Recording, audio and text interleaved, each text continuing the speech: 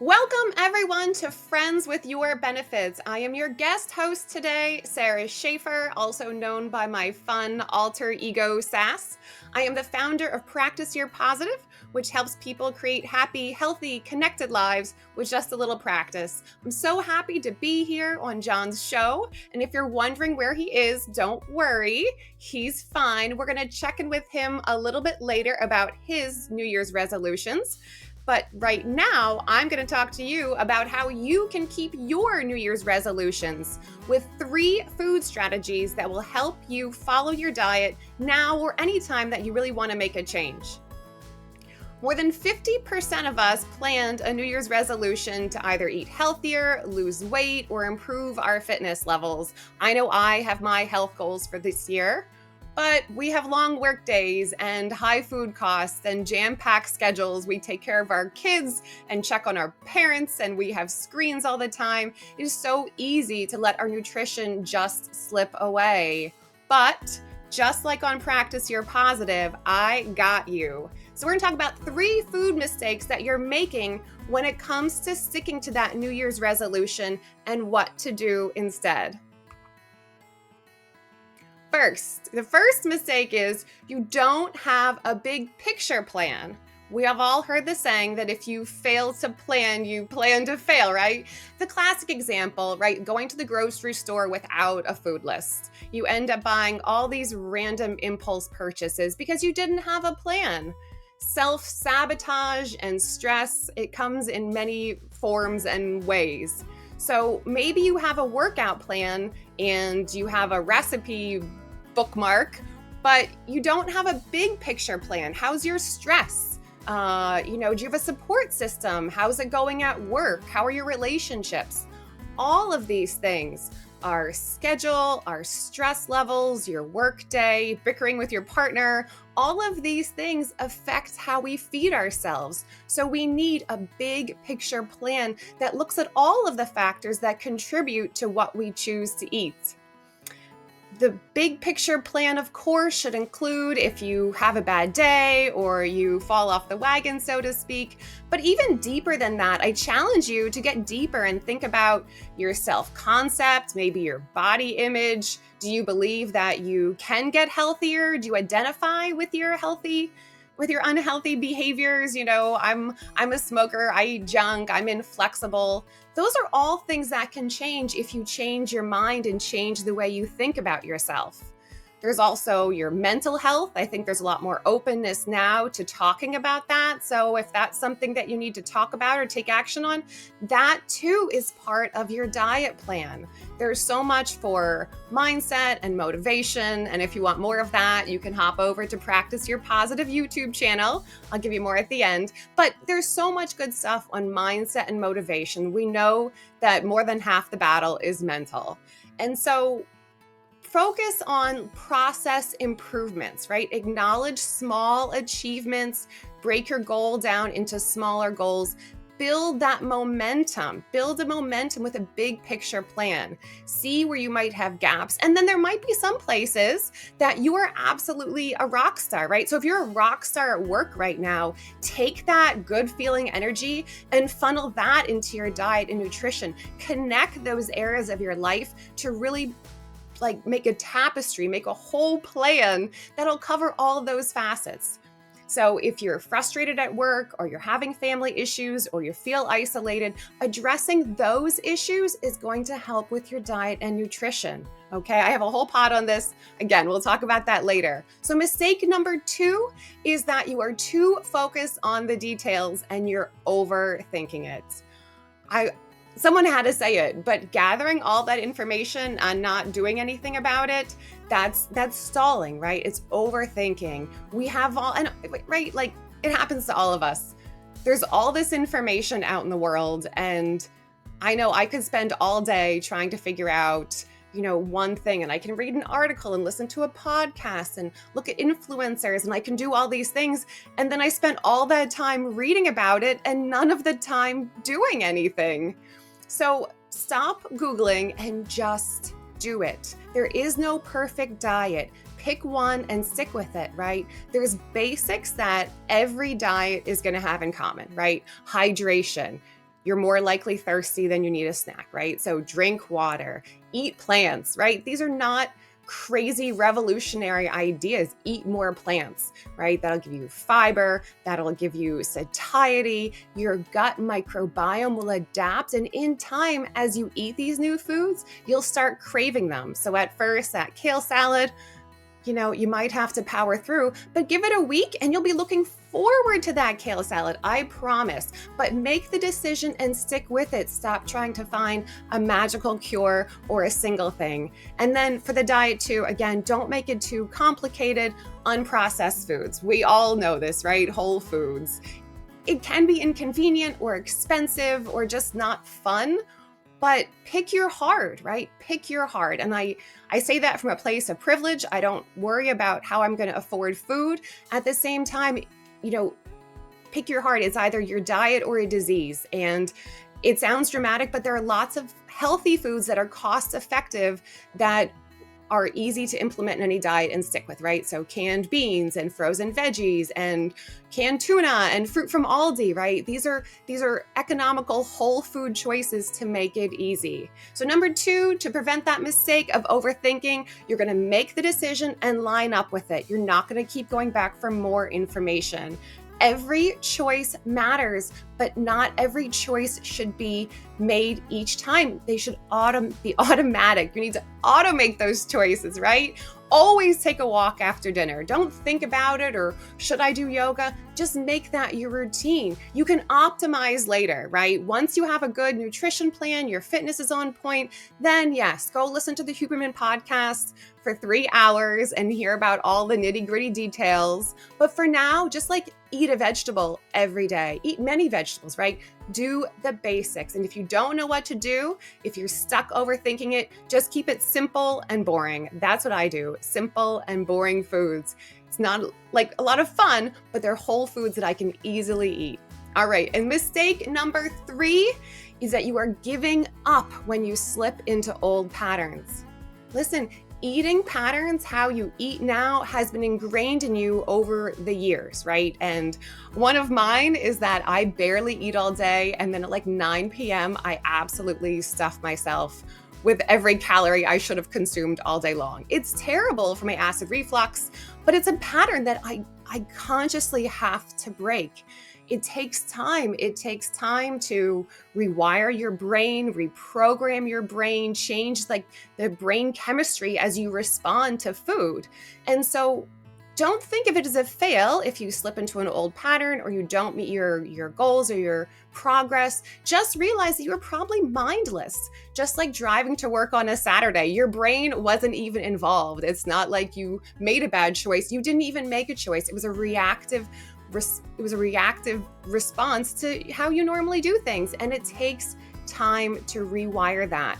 Part of that is delayed gratification. You have to accept that eating new patterns is going to take time. You're not going to see a benefit. You have to fall in love with the process and fall in love with the habit, even though you see no obvious reward, right? I mean, it sounds silly, but think about it, right? I eat a banana, I eat a piece of fruit, suddenly my skin isn't glowing and I'm amazing, but it counts, right? It contributed toward my healthy behavior. And so you have to just trust that the things you're doing now benefit future you in a very clear way that will only end up in a better position. And then get curious with it too, right? So if you do slip into that old pattern, instead of beating yourself up, just get curious about it and then try to solve for it. Okay, so I have a tendency to skip lunch, and so I have 2 Alexa reminders during the day that remind me to eat. And it's corny, and my kiddo makes fun of me that she has to remind me to eat, but that's what I need, right? That helps me break a pattern. And if that's what I have to do to make a healthier choice for me, that's what I have to do. It's way better than skipping and then binging at night and then being upset about it. Just solve the problem, okay?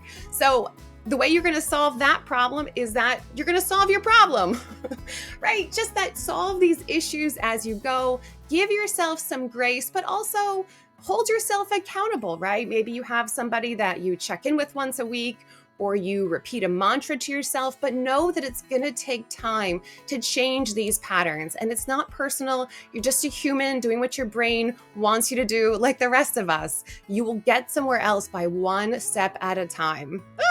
All right, I'm so happy. It's so fun to be here on a new show. So if you've made these mistakes, now you have a plan to do different. And healthy nutrition is an act of self-love and self-care. This is my biggest message coming from working in kidney disease and just seeing how much nutrition can have an impact on our lives and such pressure that we're under nowadays, that really nutrition is an act of self-care, and you should prioritize it just like that. And then when you dial in like a happy mind and a healthy body and strong relationships, all those things, it all boosts your energy levels, your creativity, your goals, friendships, relationships. Everything is going to get better in 2025 to hit those New Year's resolutions, not just in diet or fitness, but probably other places too. And I want that for you. I want that for you. So we mentioned at the beginning that we were going to check in on John's progress on his goals.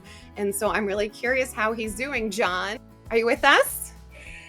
Hey, Sarah, thank you so much. I really love what you're doing so far. Thank you for being able to take over in this busy January and guest host today. Love the background here. The Wonder Woman looks awesome. It's my personal hero, Wonder Woman.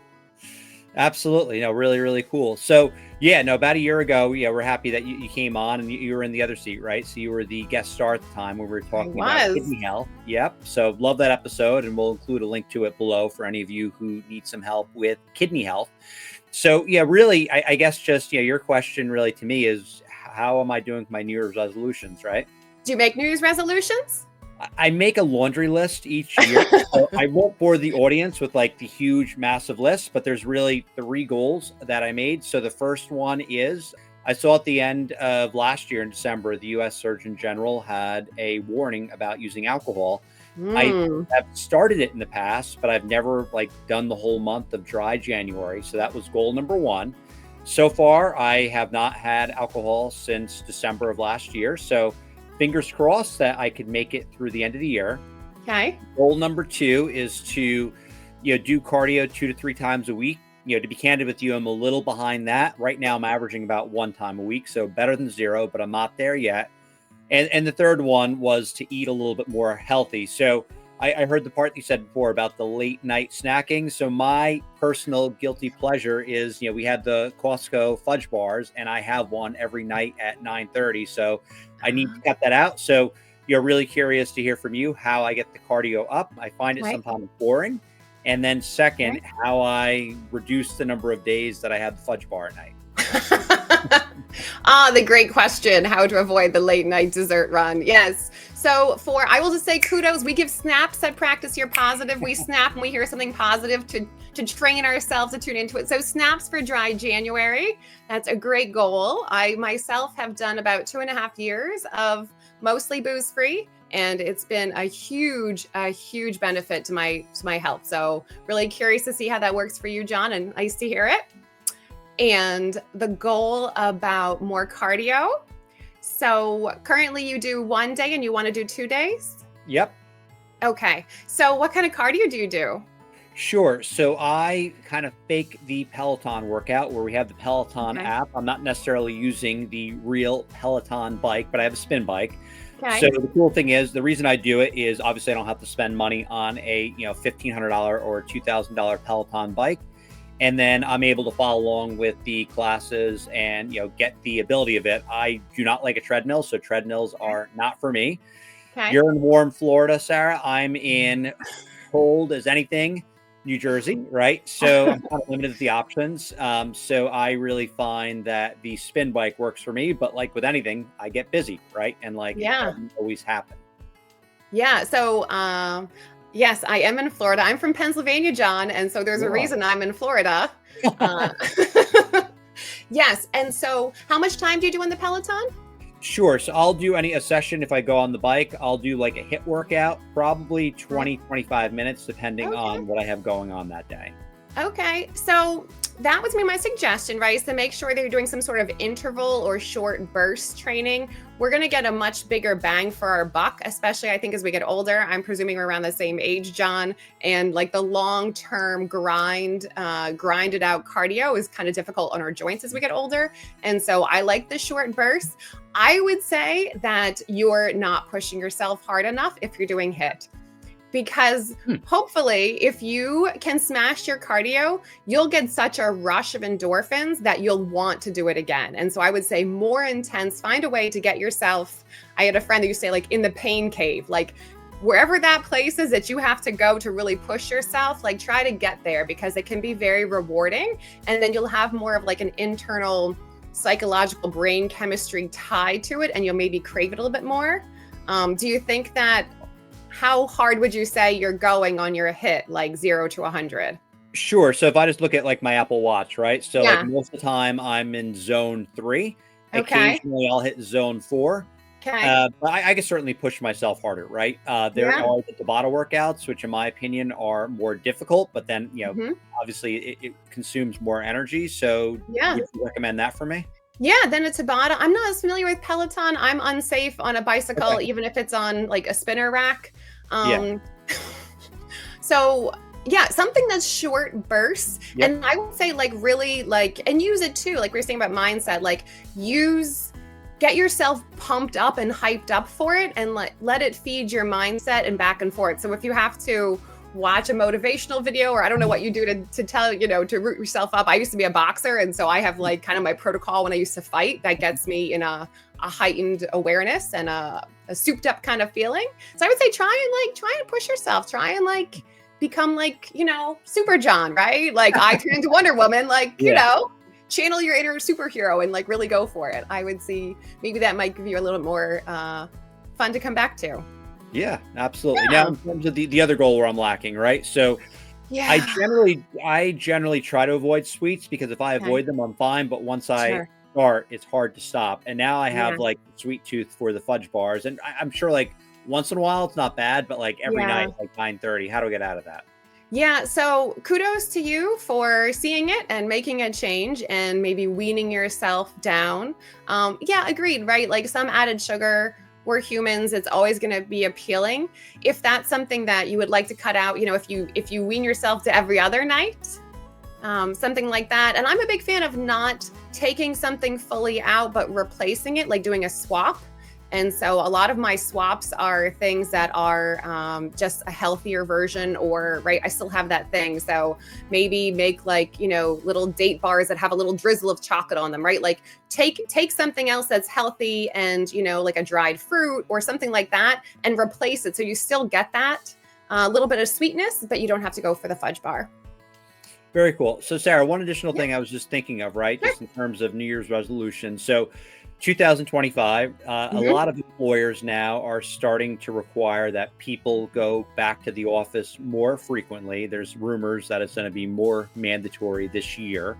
Yeah. So a lot of employers, right, they might do pizza parties, right? So they're not Mm. necessarily helping their employees out, or Mhm. they bring the donut in, right, as an Yep. incentive to go to work. Yep. Let's say you were working for an employer. Let's say hypothetically you're in HR. You want people to come to the office, but you don't necessarily want people to eat unhealthy food. Mm. What would you recommend? Yes. Oh, you put me on the spot with that Yeah. one. Yes. And I was guilty of this. Actually, I worked in dialysis clinics many years ago. And one time I brought like a Danish ring or something in from Panera. And one of the techs clocked me and was like, "What are you doing bringing that in? Like, that's like diabetes. That's what gets us in the chairs out there." And I was like, oh, so there's something to be said for kind of changing that culture and maybe, thinking about that. And I would say be intentional about it, right? We like the communication. If people are going back to work, one of the things that they might be sacrificing is some of that self-care that you get when you have the freedom to be at home and plan your own meals. And so, I would advise an HR person in that position to be very clear and say, we want to support your wellness and the self-care that you were able to maintain at home. And therefore, we're going to do some things differently around the office. Instead of a donut break, we're going to encourage everyone to take a 10-minute walk and, get out of the building, or, like some other activity or some other kind of little reward. Or you could even just do, honestly, an icebreaker. It doesn't always have to be food. Before I run some meetings at work, I often do just like a little fun riddle or brain teaser or something. And honestly, you still get that little dopamine hit of doing something fun and being engaged without having to shove, a donut in your face. So I would say to just, make sure you're being clear and communicate that you want to support their wellness, and then choose something else that might give people a little rush that isn't sugar dependent. Oh, that's great advice right there. The other thing I've seen some employers do, right? So lifestyle spending accounts continue to be a thing in the market, and some employers will be like, hey, John, maybe we'll put making it up $50 a month on your LSA, and that potentially could be used just for healthy groceries or groceries in general. What do you think about that? Yes, I love that, and I think we're going to see more and more of that. This idea that on the provider side of right, with the spending accounts, adding the wellness, but also on the patient side, that we're going to see food as medicine, right? So I think there's a shift now, moving back to, we always swing one direction, then we swing back the other way. And so there's a swing back to just eat healthy food. Like, we need to go farther upstream to fix these things. And so I think that's great. I applaud that. You could use that to buy healthy lunches, or, pick up a healthy dinner if you do work late. So I love that idea. No, definitely. Yeah. And I think in a future episode, you might be talking about how elderberry could potentially be an alternative to Ozempic. So yeah, maybe we'll have to circle back on that. Okay. Well, it was so fun. This was a circle back moment, John. Absolutely. No, thank you, Sarah. And I really appreciate you guest hosting today and running the show. I personally learned a lot, and I'm going to try to get that additional cardio day in, and, try, even though I'm 40, trying to get that more intense workout in, and we'll have to report back on how I'm doing with the fudge bar. Okay, I love that, John. Thank you so much. It was great. And just one more plug, if I can. I have a new YouTube channel. It is called Practice Your Positive. There is lots of fun, short videos there, practical advice. We do a little daily challenge every day, a positive of the day. It might be high five 3 strangers, fun things, fun, actionable, uplifting space for diet, nutrition, relationships, community. Come visit me. I would love to see you. And thank you again to John and Friends with Your Benefits. It was a great day. Everybody take care.